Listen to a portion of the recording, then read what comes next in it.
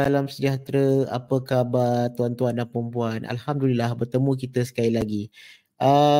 Kalau kita lihat tuan-tuan dan puan-puan, begitu banyak sekali perbincangan yang telah pun kita uh, hasilkan. Bukan hanya melihat kepada kepentingan uh, pengajian tinggi, tetapi juga melihat bagaimana signifikannya pembangunan kurikulum di peringkat sekolah rendah dan sekolah menengah yang memberikan impak yang sangat signifikan, seperti mana saya katakan tadi, terhadap bagaimana nak melahirkan manusia yang boleh menyumbang kepada bukan sahaja kepada diri sendiri, kepada masyarakat, tetapi kepada negara. Seperti yang mana yang saya bincangkan yang lepas berkaitan dengan KBSR, Kurikulum Bersepadu Sekolah Rendah, yang diperkenalkan sekitar tahun 1983. Begitu juga dengan Kurikulum Bersepadu Sekolah Menengah iaitu KBSM yang diperkenalkan pada tahun 1988. Ini tidak menghentikan usaha untuk melihat kepada peralihan ataupun penambahbaikan yang mana kurikulum standard sekolah rendah telah diperkenalkan sekitar tahun 2011 dan juga kurikulum standard sekolah menengah yang diperkenalkan pada tahun 2017. Kita sentuh dahulu berkaitan dengan kurikulum standard sekolah rendah pada tahun 2011 yang mana ini merupakan keupayaan Malaysia memberi rupa baru ataupun memberi respon kepada modernisasi pendidikan, melihat kepada dasar dan juga melihat kepada pendekatan pembelajaran terkini. Dan fokus KSSR adalah untuk melihat kepada perkembangan kemahiran berfikir, kreativiti, kemahiran berkomunikasi, digital literacy, termasuk dengan kemahiran sosial serta emosional, yang mana kurikulum ini juga lebih fleksibel dan memungkinkan penyesuaian berdasarkan kepada keupayaan pelajar. Dan untuk makluman tuan-tuan dan puan-puan, KSSR ini dimulakan dengan tahun 1 sekitar tahun 2011 secara berperingkat. Dan kalau kita lihat, KSSR ini menekankan kepada pembelajaran modular ataupun penilaian berterusan serta melihat kepada pembelajaran berasaskan projek ataupun berasaskan masalah, dan ianya juga memperkenalkan bagaimana pengajaran dan juga pembelajaran itu boleh merentas kurikulum, dan ini adalah antara salah satu aspek yang ditekankan ketika itu, yang mana saya yakin kurikulum pada hari ini juga menekankan perkara yang sama. Kalau kita lihat kepada kurikulum standard sekolah menengah yang diperkenalkan pada tahun 2017, ianya diperkenalkan secara berperingkat dari tahun 2017 menggantikan KBSM, dan perubahan ini merupakan usaha untuk meningkatkan lagi kualiti pelajar-pelajar yang berada di sekolah menengah daripada tingkatan 1 sehingga tingkatan 5, yang mana mereka ingin memperkukuhkan ataupun memperkemaskan keupayaan pelajar berfikir secara kreatif, inovatif dan juga kreatif. Pada masa yang sama juga melihat kepada penyelesaian masalah serta menumpukan kepada kemandirian pelajar-pelajar. Bukan hanya kalau kita lihat pemberian maklumat itu diberikan dalam bentuk knowledge acquisition, tetapi ini juga diberi penekanan bagaimana aplikasi pengetahuan itu diperluaskan. Dan kalau kita lihat, KSSM telah membawa pendekatan yang berorientasikan kepada hasil pembelajaran pelajar ataupun kita panggil sebagai outcome based education. Dan kurikulum ini juga pada masa yang sama menyediakan penekanan terhadap pentingnya penilaian formatif, penilaian summatif, dan ianya juga memberikan satu perspektif baru kepada guru-guru dan juga pelajar-pelajar, yang mana pensejajaran konstruktif itu diberi keutamaan untuk mencapai hasil-hasil yang telah pun ditentukan dalam kerangka yang telah dibangunkan.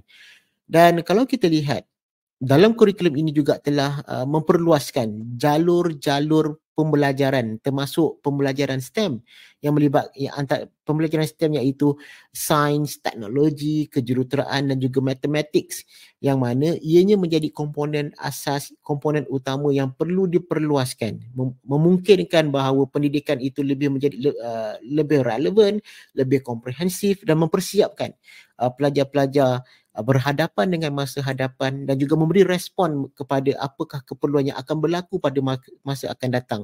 Dan keduanya adalah kurikulum ini juga dibangunkan menekankan aspek kepada pembelajaran abad ke-21 yang mana saya yakin tuan-tuan dan puan-puan ianya bukanlah perkara yang asing untuk kita yang telah menghadapi pelbagai kerencaman di dalam pendidikan dan saya yakin pembelajaran abad ke-21 ini lebih dihargai semasa kita berhadapan dengan situasi COVID-19 sekitar tahun 2020 sehinggalah tahun 2022. Dan jika kita lihat, sudah pasti setiap peralihan ini akan memberikan kesan yang signifikan. Tetapi antara peralihan yang ingin saya bincang ataupun yang ingin saya utarakan adalah bagaimana peralihan baru ini menumpukan kepada keberhasilan pelajar. Jika kita lihat peralihan di antara KBSR ataupun KBSM kepada KSSR ataupun KSSM, ianya memang dirancang merujuk kepada keberhasilan pelajar dan tujuan utama perubahan ini adalah untuk menjadikan pendidikan lebih relevan dan antara perkara yang perlu diberi perhatian adalah bagaimana pembelajaran secara holistik melalui kurikulum yang kita katakan tadi KSSR ataupun KSSM membantu bukan hanya memberi fokus terhadap prestasi akademik tetapi ia juga memberi fokus terhadap perkembangan sosial, emosional ataupun fizikal pelajar-pelajar. Dan selaras dengan itu tuan-tuan dan puan-puan, kemahiran abad 21 juga merupakan perkara yang perlu dititik beratkan dan yang inilah menjadi titik tolak kepada bagaimana perubahan daripada aspek pedagoginya, daripada aspek teknologinya, daripada aspek pembangunan bahannya telah memberikan satu dimensi baru bagaimana setiap perkara ini juga dicantumkan dengan pembelajaran abad ke-21 yang memberi fokus terhadap pemikiran secara kritikal, pemikiran kreatif, kemahiran berkomunikasi serta kemahiran berkolaborasi dengan menekankan juga skill set yang lain yang boleh membantu pelajar-pelajar untuk lebih cemerlang ataupun untuk memastikan bahawa mereka boleh mengenali potensi diri mereka. Dan di situlah tuan-tuan dan puan-puan, pembelajaran berpusatkan pelajar ataupun kita kenali sebagai student centered learning diberikan tumpuan yang sangat ketara yang mana bagaimana kurikulum ini memungkinkan pelajar-pelajar mampu bergerak lebih aktif ataupun lebih bertanggungjawab terhadap pembelajaran mereka ataupun dalam bahasa lain kita panggil sebagai active learning and responsibility bagi memastikan bahawa mereka sentiasa ingin mahu meningkatkan keupayaan mereka dengan merujuk kepada hasil pembelajaran yang telah dicapai oleh setiap individu. Jika ianya dilihat oleh pelajar-pelajar, tapi bagaimana pula sebagai seorang guru melihat aspek pencapaian di dalam satu bilik darjah ataupun satu bilik kuliah dan seterusnya melakukan begitu banyak intervensi bagi memperkasakan bukan sahaja kandungan, bukan sahaja kurikulum tetapi bagi memastikan pelajar-pelajar juga merasai hasil tersebut. Dan kalau kita lihat sistem pembelajaran ataupun penilaian berterusan ataupun secara holistik diberikan penekanan yang sangat ketara. Dan inilah yang menjadi dokongan kepada kurikulum standard sekolah rendah ataupun sekolah menengah yang mana ianya memungkinkan guru-guru memahami bahawa penekanan terhadap summative assessment bukanlah kemuncak kepada pencapaian pelajar tetapi melihat memantau keupayaan pelajar secara formatif ataupun secara formatif itu sangat penting untuk membantu pelajar-pelajar dari masa ke satu masa yang lain. Dan dalam konteks pembelajaran merentas kurikulum pada masa yang sama sifat-sifat kolaboratif juga diperkenalkan.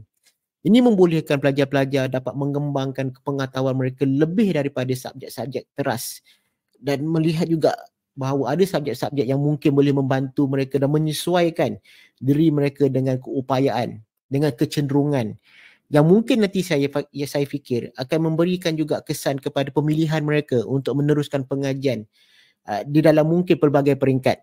Dan seterusnya adalah tuan-tuan dan puan-puan, keseluruhan sistem-sistem ini termasuk peralihan KSSR ataupun KSSM ini bertujuan untuk mencapai lingkungan pembelajaran yang lebih mendukung kemampuan pelajar-pelajar yang lebih inklusif, yang lebih efektif, kerana ianya tidak harus berteraskan kepada prestasi akademik tetapi melihat kepada pembangunan karakter dan juga pembelajaran sepanjang hayat yang diukur dengan keberhasilan pelajar. Jadi saya yakin tuan-tuan dan puan-puan, sudah pasti apa saja kurikulum yang dibangunkan akan mempunyai kesan tertentu, baik daripada isu dan cabaran dan bagaimana kita akan menyelesaikannya. Jadi itu antara perkara yang saya akan bincangkan pada video akan datang. Jadi itu saja daripada saya. Sekian, terima kasih. Assalamualaikum warahmatullahi wabarakatuh. Sampai jumpa lagi.